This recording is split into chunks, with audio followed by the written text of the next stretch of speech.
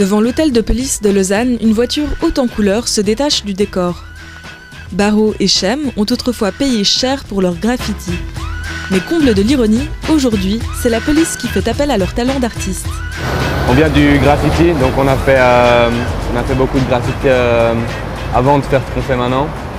Et ça comprend aussi justement des problèmes avec la police. Et aujourd'hui, c'est un peu paradoxal, mais on a travaillé pour la police. Donc on a fait une décoration pour le stand tir, ici à Saint-Martin-Lausanne. Ce côté, en fait, c'est Chem qui l'a réalisé, donc lui, il est spécialiste des personnages à Lausanne.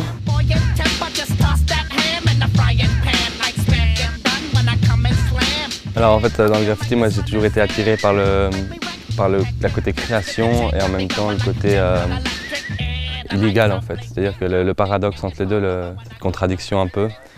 Et pour moi c'était aussi une manière de transgresser la loi mais de manière artistique en fait. Quand j'étais adolescent, j'avais besoin de m'exprimer et puis c'est vrai que le graffiti ça a été le meilleur moyen pour moi en fait. Parce qu'aujourd'hui j'arrive à en vivre et c'est vrai que je pensais pas que ça allait être ça à l'époque. Cette idée je l'ai trouvée tout de suite intéressante. Du fait que c'est un endroit qui est effectivement assez...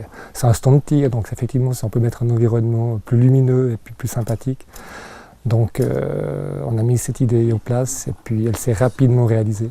Alors il y a à peu près une dizaine d'années, au niveau de l'hôtel de police, il y avait déjà eu des contacts où certains murs de la police judiciaire avaient été graffés, tagués. Donc à ma connaissance, ça s'est pas refait depuis.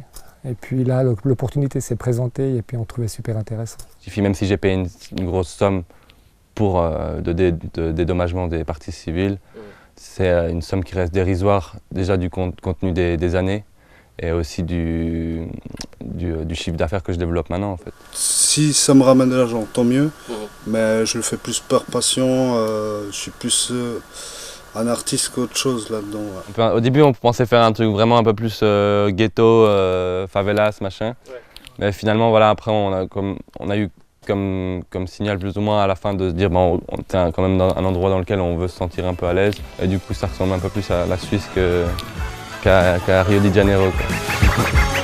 Aujourd'hui, les deux graffeurs exercent leur art en toute légalité et au grand jour. Un arrangement qui profite à tous.